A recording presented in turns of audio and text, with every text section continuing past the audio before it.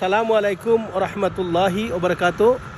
কথাই বলে এক দেশের রতন আরেক দেশে নাই যতন।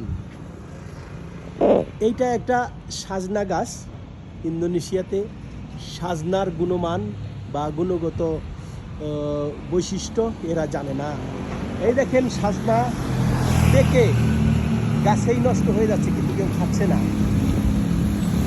কথাই বলে এক দেশের গালি আরেক দেশের বুলি, বা এক দেশের বুলি আরেক দেশের গালি।